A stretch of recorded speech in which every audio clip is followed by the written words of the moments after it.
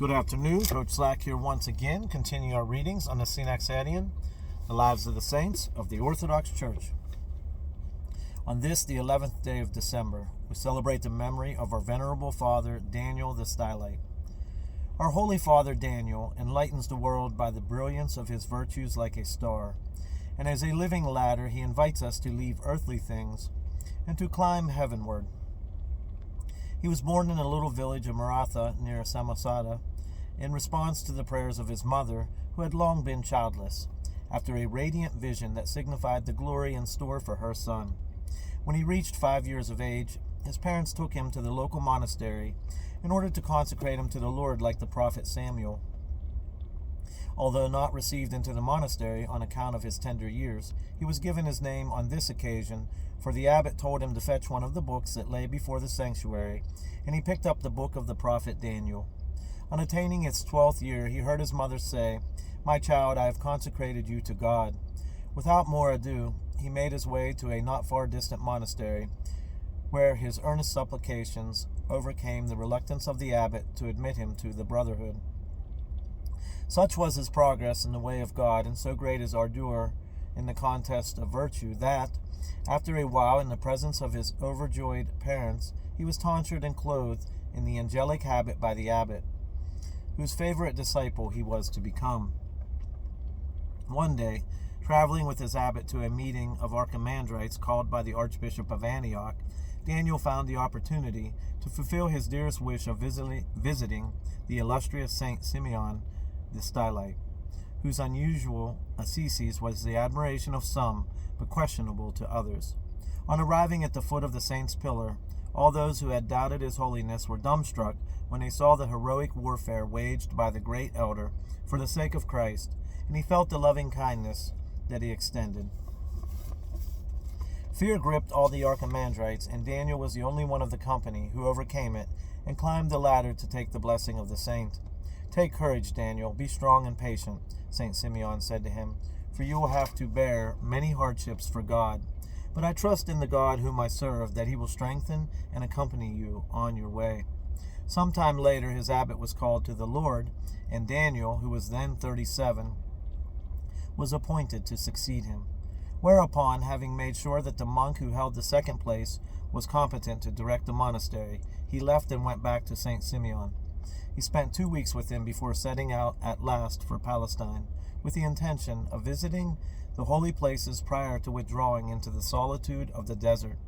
On the way, there suddenly appeared to him an old man resembling St. Simeon, who persuaded him not to run the risk of falling into the hands of the rebellious Samaritans, but to take the road to Constantinople, the New Jerusalem, illustrious through the presence of numberless precious relics and of so many sanctuaries, and where he could easily find the peace and quiet of the desert in the surrounding countryside. When he reached Anaplus, now Rumeli Hisari, high up on the European shore of the Bosphorus, just beyond the confines of the imperial city, he first spent 7 days at prayer in the church of the Holy Archangel Michael. Then, clad in the armor of God, with the shield of faith and the sword of prayer, following the example of Antony and Paul and of many other valiant heroes of the faith, he boldly entered within a pagan temple, the haunt of demons that used to harass all who passed that way by land or sea. Taking no account of the screams which pierced the silence of the night, nor of the showers of rocks, the athlete of Christ continued steadfast in prayer night and day, and put the unclean spirits to flight with the fire of the life-giving cross.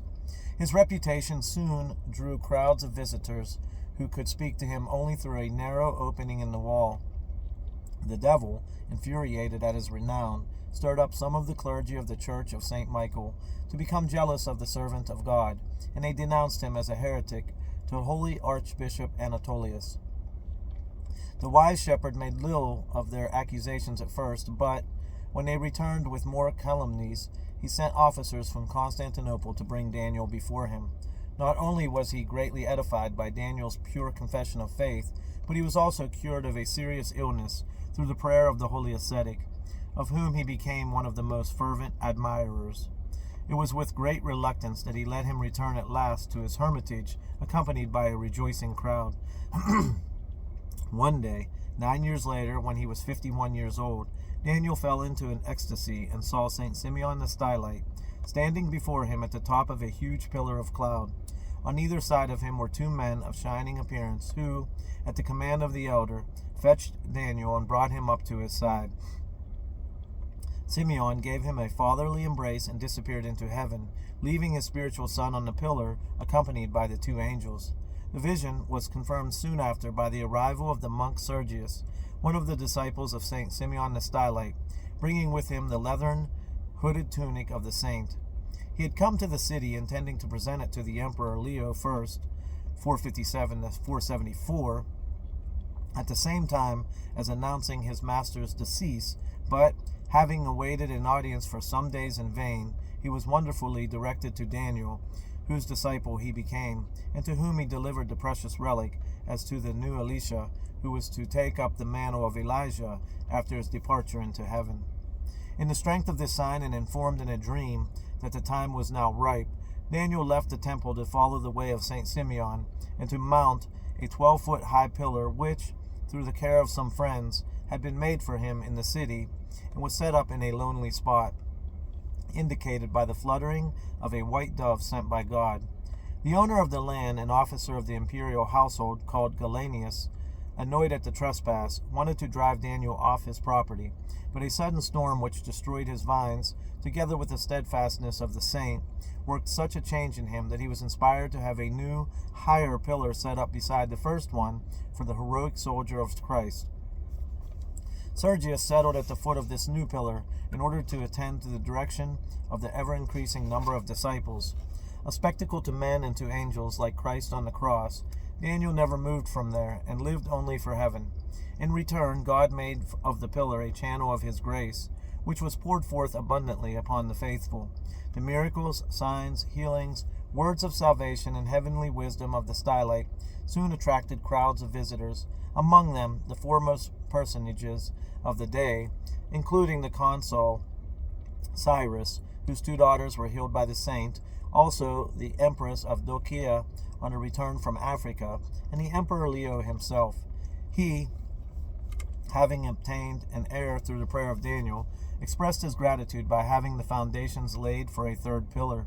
Some heretics, eaten up by the demon of jealousy, sent a famous harlot to bring scandal upon the saint, but she was attacked and cruelly tormented by a demon.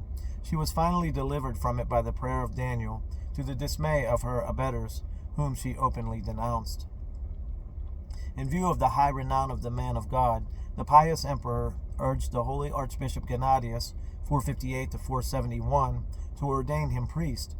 But when the archbishop and his clergy arrived at the pillar, Daniel, who realized what their plan was, would not allow Gennadius to climb up to him. The archbishop therefore pronounced the prayer of ordination from a distance, calling upon Christ to lay his hand invisibly upon his disciple from above, while the crowd shouted, "He is worthy."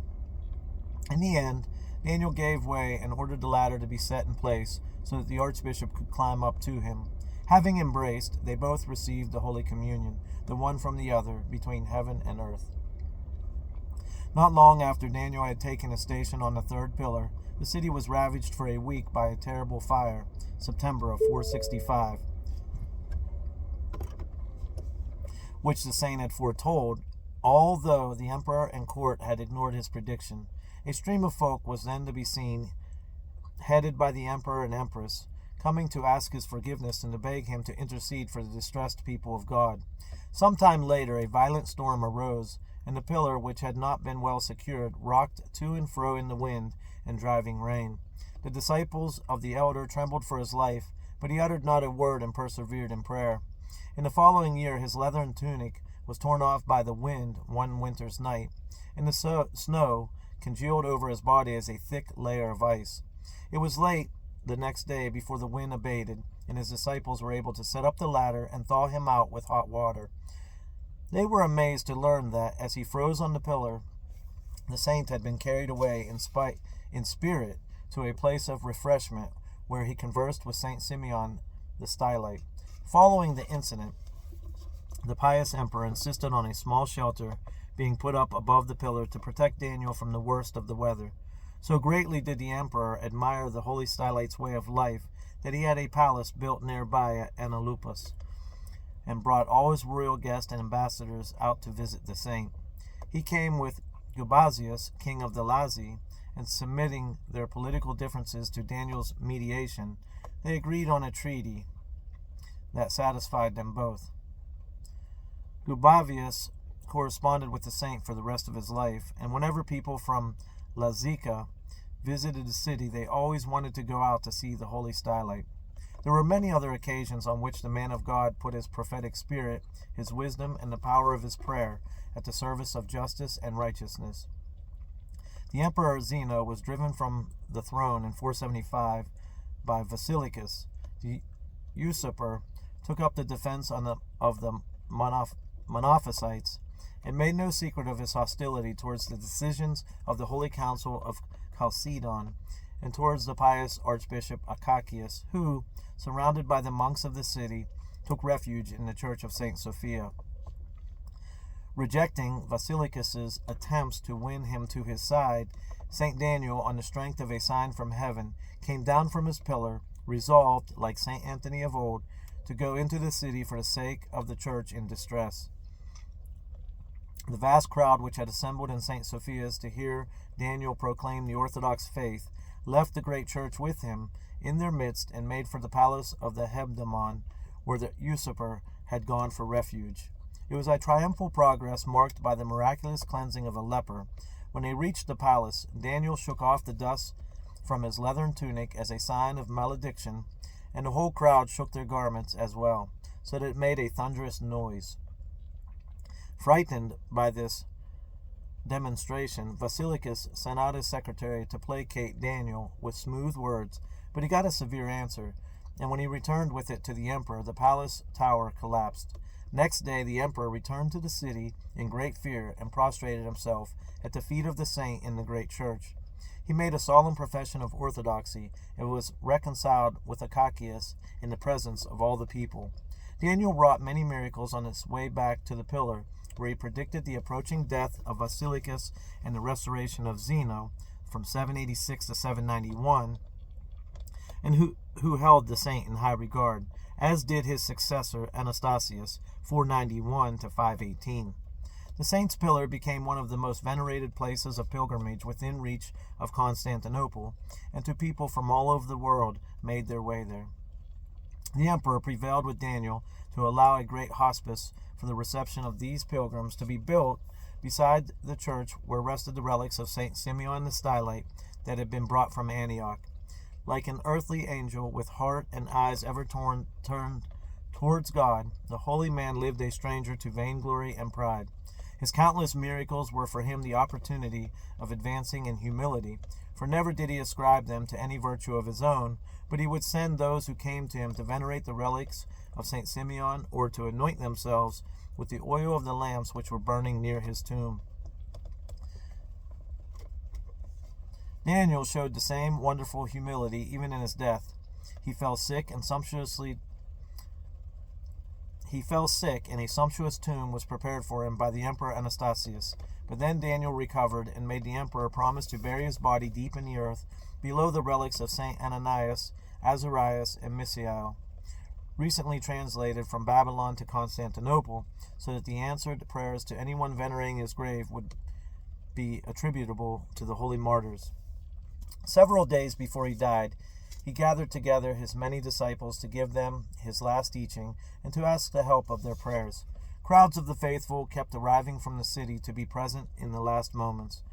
In the middle of the night he fell into ecstasy and contemplated the assembly of all the saints, who greeted him as one of their own and bade him celebrate the divine liturgy with them. Having come to himself, he communicated in the holy mysteries and fell asleep in peace the next day, delivering at the very moment of expiring a man possessed by an unclean spirit. With great difficulty his body was taken down from the pillar on which he had remained crouched for 33 years. The plank on which his body had been secured to bring it down was placed upright, and for many hours the people looked at him as at a holy icon, and with cries and tears besought him to be an advocate with God on behalf of them all. St. Daniel was buried in the presence of all the most eminent personages of the imperial city on the 11th of December, 493, in his 84th year. There's an icon during the readings from the Protaten on Mount Athos, 14th century.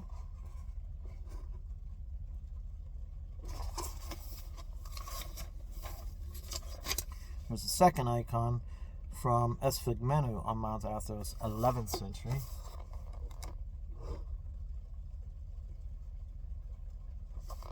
Through the prayers of thy saints, Lord Jesus Christ, have mercy upon us. Amen.